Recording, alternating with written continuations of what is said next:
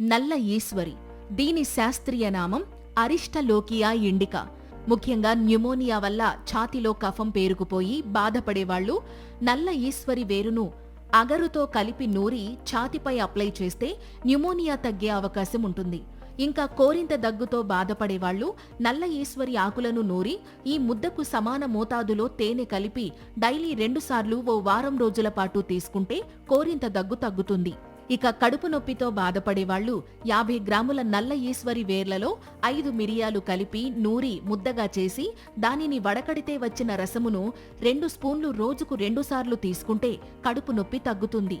ఇంకా ఛాతిలో కఫం నిండిపోయి శ్వాస సరిగ్గా ఆడక ఇబ్బంది పడే చిన్న పిల్లలకు నల్ల ఈశ్వరి ఆకుల రసమును 1/2 స్పూన్ లేదా 1 స్పూన్ మోతాదులో పిల్లలకు తాగిస్తే ఛాతిలో పేరుకుపోయిన కఫం బయటకు వచ్చి శ్వాస ఫ్రీగా తీసుకోగలుగుతారు.